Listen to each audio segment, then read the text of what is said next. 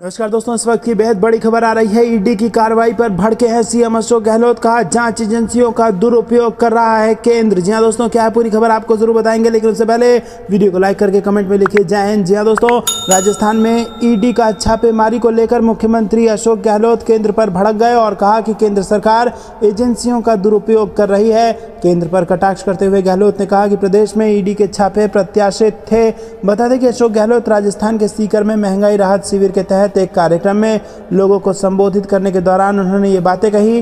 गौरतलब है कि ईडी ने 5 जून को रीट और सेकंड ग्रेड टीचर भर्ती परीक्षा से जुड़े मामले में राजस्थान के 27 ठिकानों पर छापेमारी की थी। सीकर में महंगाई राहत शिविर में बोलते हुए सीएम अशोक गहलोत ने केंद्र पर निशाना साधते हुए कहा कि जहां भी चुनाव होता है केंद्रीय एजेंसियों को भेज देती है, और उन्होंने कहा कि देश में खुलेआम कानून की धज्जियां उड़ाई जा रही हैं।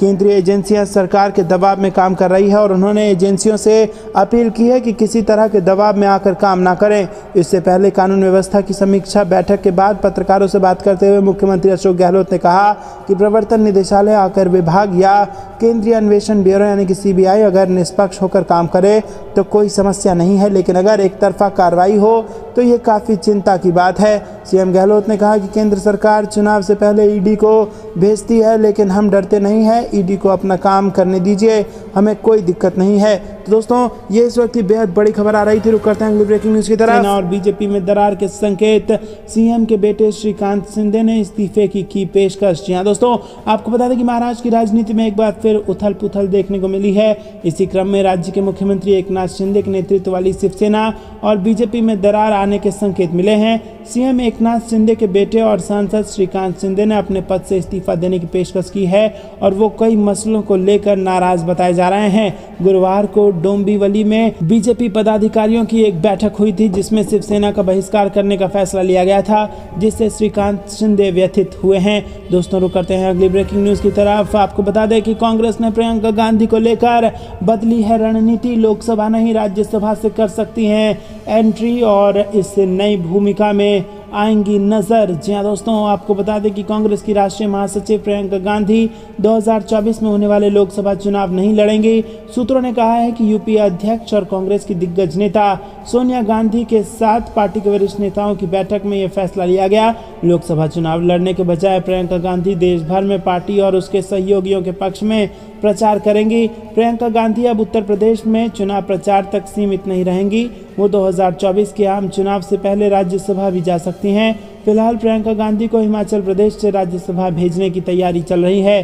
छत्तीसगढ़ के एक राज्यसभा सांसद ने प्रियंका गांधी को राज्यसभा जाने के लिए इस्तीफा देने के लिए कहा है और इसी तरह की पेशकश पार्टी के 2 अन्य राज्यसभा सांसदों ने भी की है और इनमें से एक राज्यसभा सांसद ने एक निजी टीवी चैनल से बात करते हुए अपने प्रस्ताव पर मुहर भी लगाई। दोस्तों, रुक करते हैं अगली ब्रेकिंग न्यूज़ की तरफ। चुनाव से पहले मध्य प्रदेश बीजेपी को हो सकता है भारी नुकसान, कई असंतुष्ट नेता उठा सकते हैं ये कदम। जी हाँ दोस्तों, मध्य प्रदेश में चुनाव को 5 महीने बाकी हैं और इससे पहले कई प्रकार के राजनीतिक नाटक घटते हुए देखे जा सकते हैं। कुछ दिन पहले तक कांग्रेस से नेता बीजेपी की ओर रुख करते नजर आ रहे थे, वहीं अब हालात कुछ बदले से हैं। भारतीय जनता पार्टी में ज्योतिरादित्य सिंधिया खेमे के आने के बाद से ही असंतुष्टों की संख्या में इजाफा हुआ है और इसके चलते कई दिग्गज भाजपाई पार्टी में अपनी उपेक्षा के चलते कांग्रेस में जाने का मन बना रहे हैं या जा चुके हैं। कांग्रेस संगठन की माने तो ग्वालियर, जबलपुर, धार और इंदौर के कई ऐसे दिग्गज हैं जो बीजेपी में अपने आप को उपेक्षित महसूस कर रहे हैं और इसी के चलते कांग्रेस के कई नेता उन्हें साध कर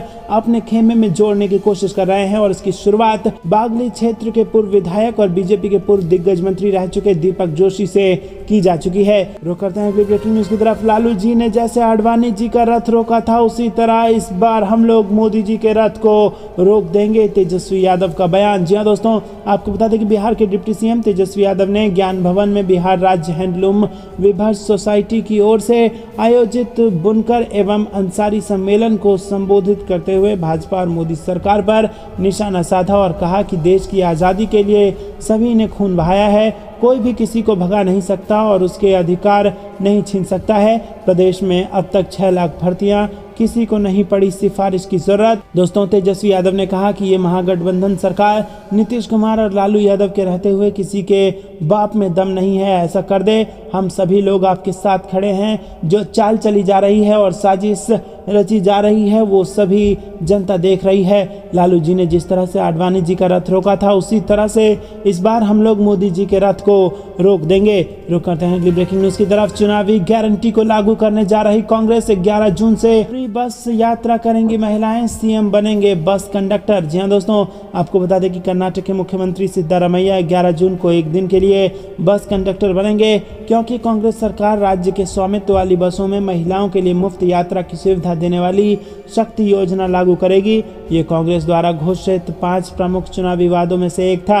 मुख्यमंत्री कार्यालय के सूत्रों ने बताया कि Siddaramaiah Bengaluru metropolitan transport corporation bus route number 43 में कंडक्टर बनेंगे और यात्रियों को टिकट जारी करेंगे। बस शहर के राजसी क्षेत्र से अपनी यात्रा शुरू करेगी और विधान सौधा के पास समाप्त होगी। रुक करते हैं अगली ब्रेकिंग न्यूज की तरफ। पीएम मोदी की डिग्री के लिए फिर कोर्ट जाएंगे केजरीवाल, 25,000 जुर्माने को भी चुनौती। जी हाँ दोस्तों, आपको बता दें कि दिल्ली के मुख्यमंत्री और आम आदमी पार्टी के राष्ट्रीय संयोजक अरविंद केजरीवाल पीएम मोदी की डिग्री को लेकर एक बार फिर कोर्ट पहुंचे हैं। केजरीवाल ने गुजरात हाईकोर्ट का दरवाजा खटखटाते हुए मार्च में दिए गए आदेश पर दोबारा विचार की अपील की है। कोर्ट ने गुजरात यूनिवर्सिटी की याचिका को स्वीकार करते हुए केंद्रीय सूचना आयोग के उस आदेश को खारिज कर दिया था जिसमें डिग्री साझा करने को कहा गया था। कोर्ट ने CIC के आदेश को खारिज करने के साथ ही केजरीवाल पर 25,000 रुपये का जुर्माना भी लगाया था और आम आदमी पार्टी संयोजक ने इस पर भी दोबारा विचार करने की अपील की है और अपने तर्क पेश किए हैं। जस्टिस बीरेन वैष्णव ने शुक्रवार को अरविंद केजरीवाल की याचिका को सुनवाई के लिए स्वीकार किया। गुजरात यूनिवर्सिटी, केंद्र सरकार, CIC और पूर्व CIC कमिश्नर M श्रीधर आचार्यालू को नोटिस जारी किया है। दोस्तों, रुक करते हैं अगली ब्रेकिंग न्यूज की तरफ। केंद्र सरकार ने किसानों से किए झूठे वादे, देने होगा जवाब, मल्लिकार्जुन खड़गे का बयान। जी हां दोस्तों, कांग्रेस के राष्ट्रीय अध्यक्ष मल्लिकार्जुन खड़गे ने केंद्र सरकार पर निशाना साधते हुए आरोप लगाया कि देश के किसानों से झूठे वादे किए गए हैं। खड़गे ने ट्वीट कर कहा कि भाजपा सरकार ने देश के किसानों से जो वादा किया है, लागत प्लस 50% लाभ पर MSP तय करना और 2022 तक देश के किसानों की आय दोगुनी करना, दोनों वादे झूठे निकले हैं। खड़गे ने ट्वीट किया कि ये भी दावा किया गया कि खरीफ फसलों पर न्यूनतम समर्थन मूल्य बढ़ाने का ढोंग रचने वाली PR की भूखी केंद्र सरकार MSP पर फसल बिल्कुल नहीं खरीदती है। PR की भूखी केंद्र सरकार जो खरीफ फसल पर MSP बढ़ाने का ढोंग कर रही है, MSP पर फसल नहीं खरीदती है। कृषि के लिए बजट में कटौती की गई। खड़गे ने ये ट्वीट किया है और ट्वीट्स की इसी श्रृंखला में कांग्रेस के राष्ट्रीय अध्यक्ष ने पोस्ट किया कि भाजपा सरकार के 9 साल देश के 62 करोड़ किसानों के लिए अभिशाप बन गए हैं। खड़गे ने आगे कहा कि कृषि बजट में कटौती की गई और 1 लाख करोड़ के कृषि इंफ्रास्ट्रक्चर फंड के वादे के बावजूद 3 साल में केवल 12,000 करोड़ रुपए आवंटित किए गए। तो दोस्तों, ये थी दिन भर की सारी जरूरी और बड़ी खबरें। अंत तक बने रहने के लिए बहुत बहुत धन्यवाद। जाने से पहले वीडियो को लाइक करके कमेंट में लिखिए जय हिंद, जय भारत।